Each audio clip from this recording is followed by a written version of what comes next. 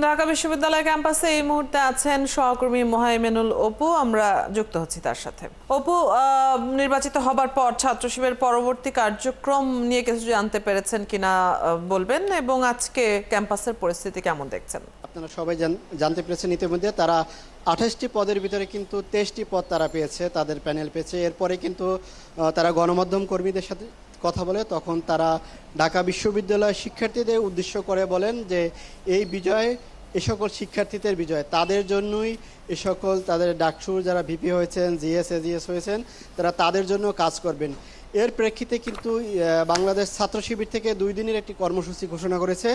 তারা এটি জেলা, মহানগর এবং দেশের সমস্ত বিশ্ববিদ্যালয়গুলোতে তারা দোয়া ও মিলাদ মাহফিলের আয়োজন করেছেন। পাশাপাশি জুলাই আন্দোলনে যারা শহীদ হয়েছেন তাদের পরিবারের সাথে সাক্ষাৎ এবং তাদের খোঁজখবর নেবেন, এমনটা কথা কিন্তু তারা জানিয়েছেন। এর আগে সকাল 8টার সময় কিন্তু বাংলাদেশ ইসলামী ছাত্র শিবিরের কেন্দ্রীয় সভাপতি সহ প্যানেলের যেসব প্রার্থীরা রয়েছেন তারা কিন্তু সিনেট ভবনে ফলাফলের অপেক্ষায় ছিলেন। ফলাফল ঘোষণা করার পরে তারা বিজয়ী হবার পরে তারা স্পষ্টভাবে জানিয়ে দিয়েছেন যে তারা এটি কোনো আনন্দ মিছিল, বিজয় মিছিল তারা কোনোভাবেই করবেন না।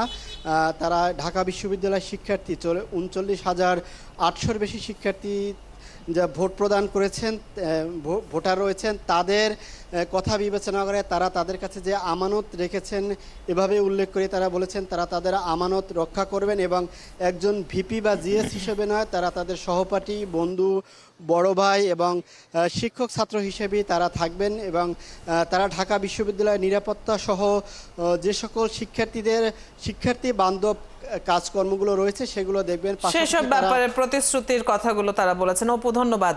আমরা এখনকার খবর জানছিলাম। দর্শক সহকর্মী মোহাইমেনুল অপু ঢাকা বিশ্ববিদ্যালয় ক্যাম্পাস থেকে যুক্ত ছিলেন এতক্ষণ।